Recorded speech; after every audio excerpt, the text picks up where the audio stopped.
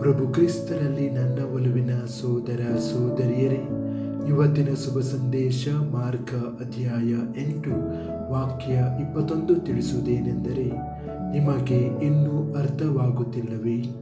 ಚಿಂತನೆ.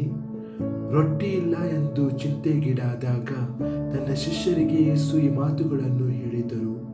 ಪವಾಡಗಳನ್ನು, ರೊಟ್ಟಿಗಳ ಗುಣಾಕಾರ, ಗುಣಪಡಿಸುವಿಕೆ ಮತ್ತು ಅದ್ಭುತಗಳನ್ನು ನೋಡಿದ ನಂತರವೂ ಅವರ ಹೃದಯಗಳು ಇನ್ನೂ ಆತಂಕ ಮತ್ತು ಅನುಮಾನದಲ್ಲಿದ್ದವು. ಕೆಲವೊಮ್ಮೆ ನಾವು ಅವರಂತೆ ಇದ್ದೇವೆ. ದೇವರು ನಮ್ಮನ್ನು ಹಲವು ಬಾರಿ ಆಶೀರ್ವದಿಸುತ್ತಾರೆ, ನಮ್ಮ ಪ್ರಾರ್ಥನೆಗಳಿಗೆ ಉತ್ತರಿಸುತ್ತಾರೆ, ಕಷ್ಟಗಳಲ್ಲಿ ನಮ್ಮನ್ನು ರಕ್ಷಿಸುತ್ತಾರೆ. ಆದರೆ ಹೊಸ ಸಮಸ್ಯೆ ಬಂದಾಗ ನಾವು ಭಯಭೀತರಾಗುತ್ತೇವೆ. ಯೇಸು ಇಂದು ನಮ್ಮನ್ನು ಮೃದುವಾಗಿ ಕೇಳುತ್ತಾರೆ, ನಿಮಗೆ ಇನ್ನೂ ಅರ್ಥವಾಗುತ್ತಿಲ್ಲವೇ? ಪ್ರಾರ್ಥನೆ. ಕರ್ತನಾದ ಯೇಸುವೆ, ನಾನು ನಿಮ್ಮ ಮಾರ್ಗಗಳನ್ನು ಅರ್ಥ ಮಾಡಿಕೊಳ್ಳಲು ವಿಫಲವಾದಾಗ ನನ್ನನ್ನು ಕ್ಷಮಿಸಿರಿ.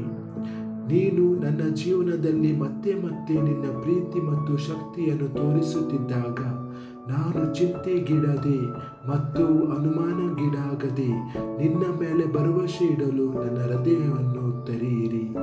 ನಿನ್ನ ಆಶೀರ್ವಾದಗಳನ್ನು ನೆನಪಿಟ್ಟುಕೊಂಡು ನಿನ್ನ ಆಜ್ಞೆಯ ಪ್ರಕಾರ ನಡೆಯಲು ನನಗೆ ಸಹಾಯ ಮಾಡಿರಿ ಮತ್ತು ನೀನು ನನ್ನನ್ನು ಎಂದಿಗೂ ಕೈ ಬಿಡುವುದಿಲ್ಲ ಎಂಬ ನಂಬಿಕೆಯನ್ನು ನನ್ನ ಹೃದಯದಲ್ಲಿ ಸೃಷ್ಟಿಸಿರಿ. ಆಮೆನ್.